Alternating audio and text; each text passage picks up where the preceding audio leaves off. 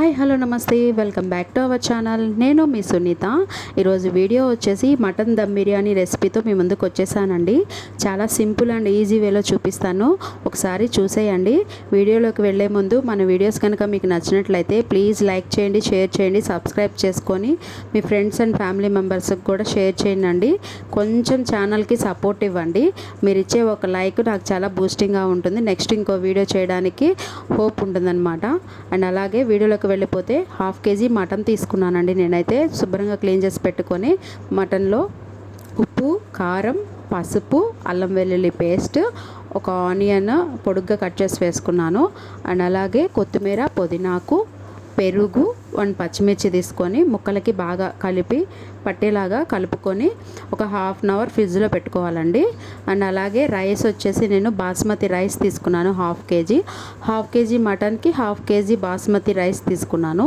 రెండు కరెక్ట్గా ఉంటుందన్నమాట. అందుకని ముందుగానే కడిగి నానబెట్టేసుకొని పెట్టుకున్నా. మనం ఈ మటన్ దమ్ బిర్యానీకి ఎసరుతో ఏం పని ఉండదు కాబట్టి కొలతలు లేకపోయినా ఏం కాదనమాట. రైస్ ఎంతైనా తీసుకోవచ్చు, అలా అని మరీ ఎక్కువ తీసుకోకూడదు. ప్రాసెస్లోకి వెళ్ళిపోతే ముందుగా దమ్ బిర్యానీ చేసుకుంటానికి కొంచెం వెడల్పాటి కడాయి తీసుకొని స్టవ్ ఆన్ చేసి కడాయి వేడైన తర్వాత బిర్యానీకి సరిపడా ఆయిల్ వేసుకొని ఒక ఆనియన్ని పొడుగ్గా కట్ చేసి పెట్టుకొని ఫ్రైడ్ ఆనియన్స్ కోసం ముందుగా ఆనియన్స్ని బాగా ఫ్రై చేసుకోవాలి. అవి బాగా ఫ్రై అయిన తర్వాత ఒక ప్లేట్లోకి తీసుకొని బిర్యానీకి కావాల్సిన హోల్ బిర్యానీ మసాలా దినుసులు వేసి బాగా ఫ్రై చేసుకోవాలండి. అలాగే కొంచెం జీడిపప్పు కూడా యాడ్ చేసుకోవాలి అందులోనే. అవన్నీ బాగా వేగిన తర్వాత మనం ముందుగా నానబెట్టుకున్న మటన్ కూడా వేసి బాగా మిక్స్ అయ్యేలాగా కలుపుకొని బాగా ఉడికించుకోవాలి. మటన్ కదా, కొంచెం మనకి ఉడకడానికి ప్రాసెస్ ఎక్కువే పడుతుంది.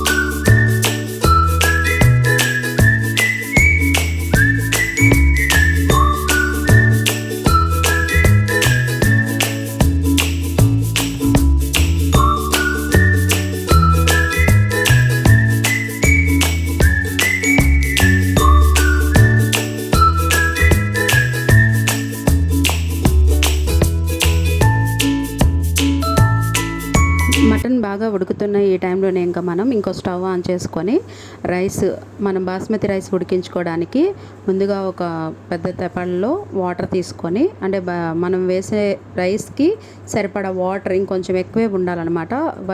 ఈ వాటర్లోనే రైస్ బాగా కుక్ అవ్వాలి. ఈ రైస్ పెట్టుకొని ఇందులోనే మనం బిర్యానీ దినుసులు అండ్ కొంచెం కొత్తిమీర, పుదీనాకు, ఒక పచ్చిమిర్చి అండ్ సాల్ట్ కూడా వేసి, సాల్ట్ ఏంటంటే కొంచెం ఎక్కువ వేసుకోవాలండి, ఉప్పు వాటర్ లాగా ఉండాలన్నమాట. అలా ఉంచి బాగా ఎసరుని మరిగించుకోవాలి. ఎసరు బాగా మరిగిన తర్వాత మనం ముందుగా నానబెట్టుకున్న బాస్మతి రైస్ని కూడా యాడ్ చేసి ఒక 75% వరకు కుక్ అయ్యేలాగా మనం బాగా కుక్ చేసుకోవాలి.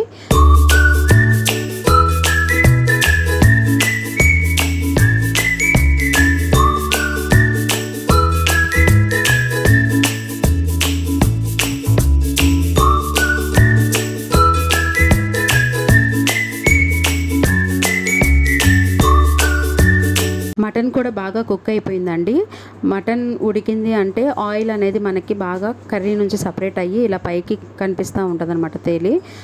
ఈ స్టేజ్లో స్టవ్ ఆఫ్ చేసుకొని మనం రైస్ 75% ఉడికిన తర్వాత వాటర్ వంపేసుకొని ఆ రైస్ మొత్తాన్ని ఈ కర్రీ మీద స్ప్రెడ్ చేసి పెట్టుకొని 2 లేయర్స్గా వేసుకుంటే ఫస్ట్ సగం రైస్ వేసుకొని దాని మీద కొత్తిమీర, పుదీనాకు, మనం ముందుగా వేయించి పెట్టుకున్న ఫ్రైడ్ ఆనియన్స్ని కూడా వేసి, అండ్ తర్వాత మిగిలిన రైస్ కూడా మళ్ళీ యాడ్ చేసుకొని మళ్ళీ కొత్తిమీర, పుదీనాకు, ఫ్రైడ్ ఆనియన్స్ని వేసి తర్వాత మూత పెట్టేసుకొని దాని మీద కొంచెం బాగా బరువు ఎక్కువ ఉండేలాగా ఏదన్నా ఒక చిన్న రోలు కానీ అలా ఏమైనా పెట్టుకోండి. నాకైతే చపాతీ పీట ఉంది, బాగా బరువు ఉంటుందన్నమాట. అది పెట్టేసి దాని మీద ఒక వాటర్ పోసిన గిన్నె కూడా పెట్టి బాగా కుక్ చేసుకున్న ఒక 15 మినిట్స్ ఇలాగా దమ్ పెట్టేసుకుంటే రైస్ 70% ఉడికింది, 75%, రిమైనింగ్ 25% కూడా ఇలా కుక్ అయిపోతుంది అనమాట.